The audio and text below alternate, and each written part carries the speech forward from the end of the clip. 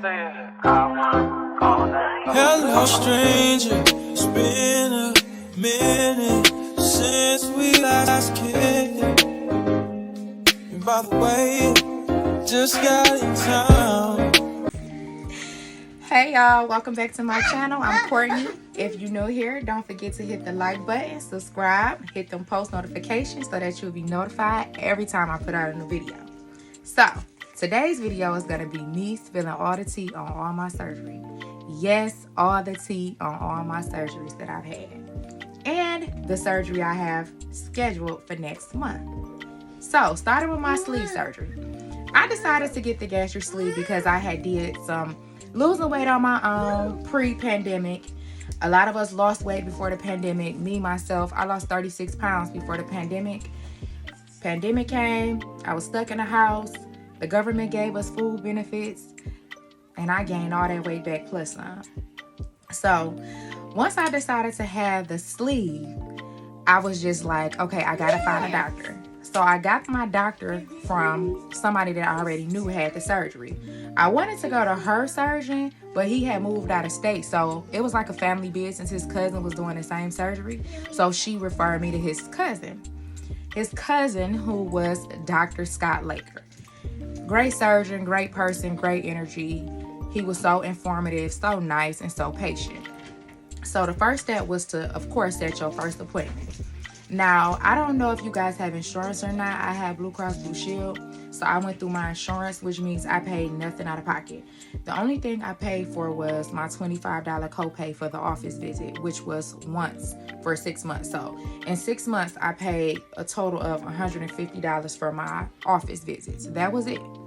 Now, I do know if you have state insurance, they will cover it, but a doctor has to deem it medically necessary for your insurance to cover it. And I'm assuming that you probably have to go through those same 6 months.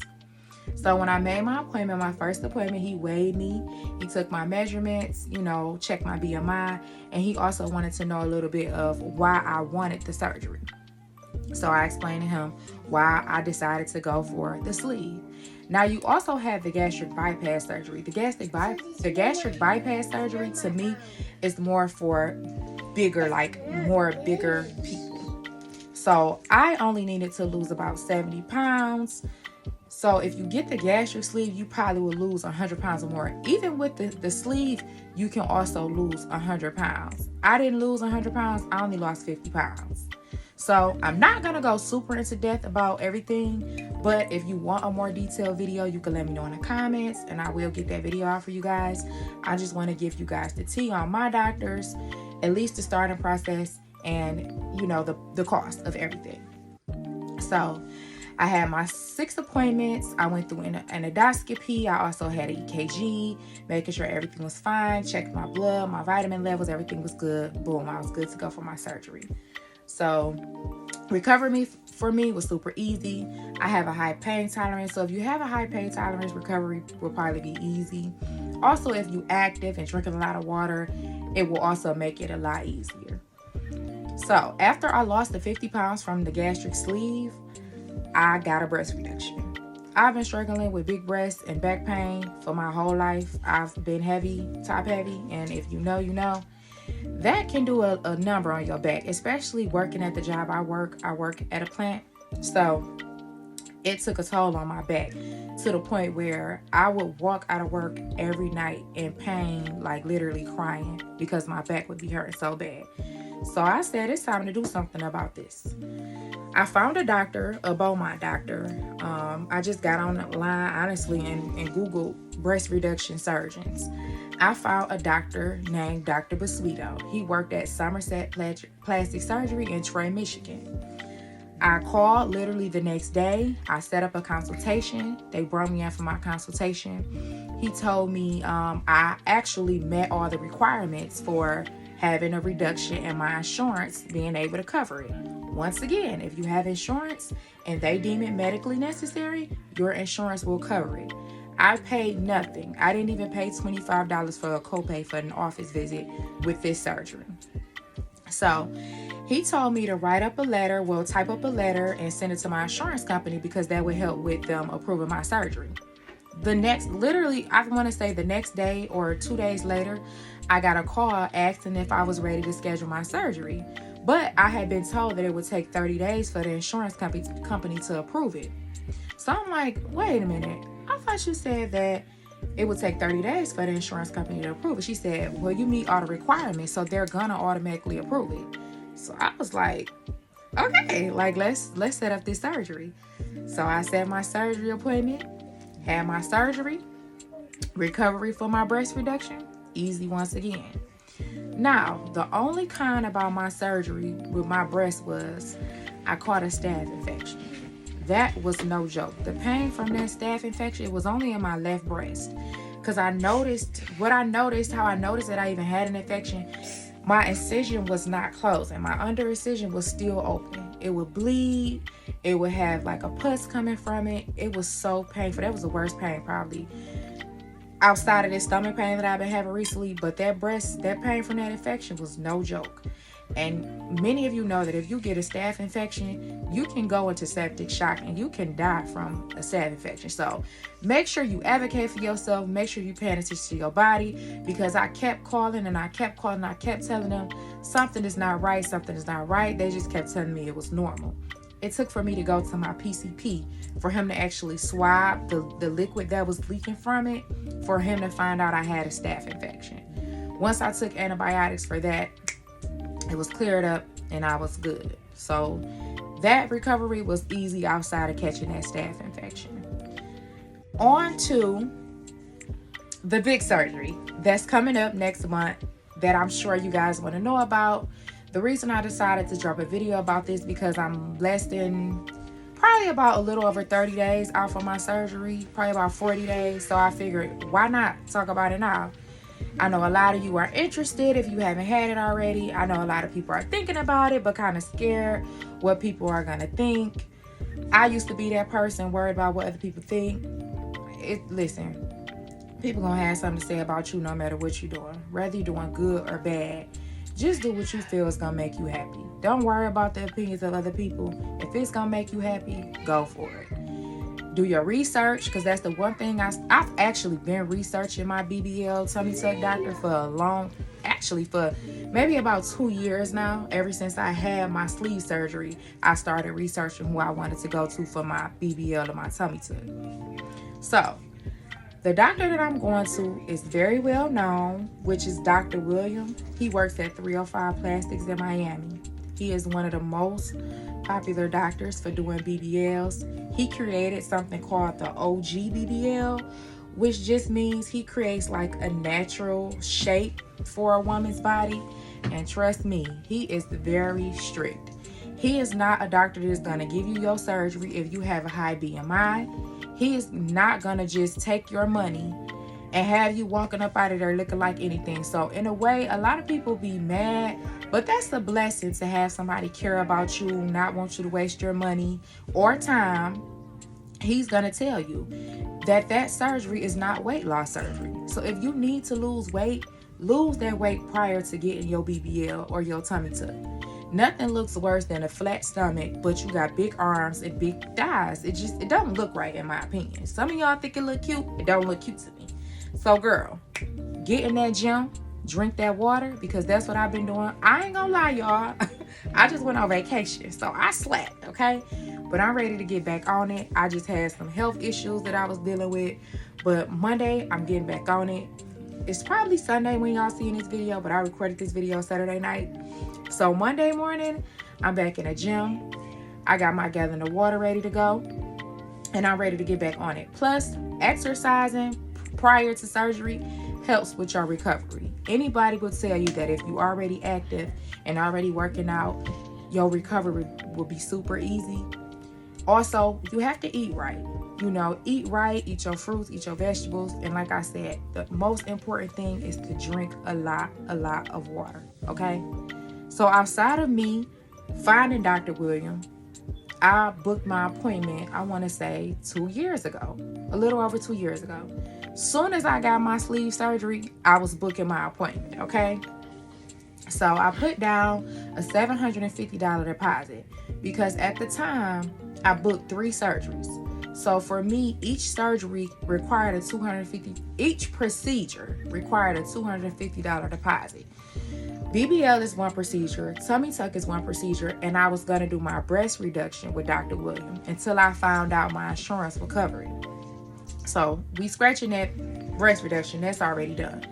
So now I'm only looking forward to a BBL and a tummy tuck.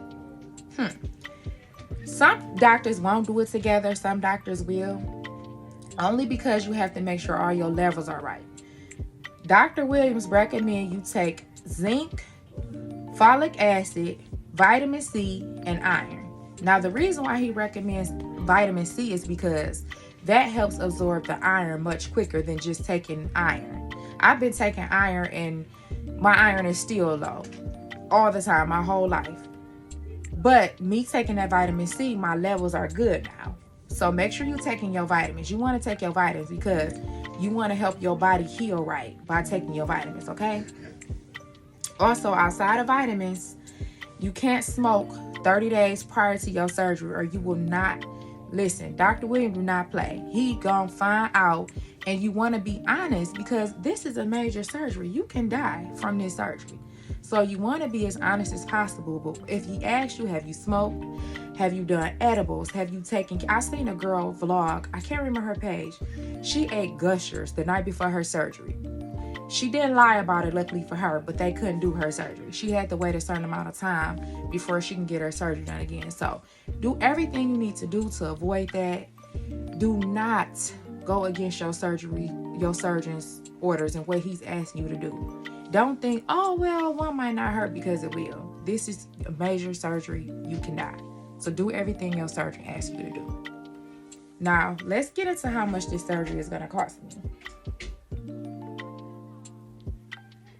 So, the BBL itself is $7,500.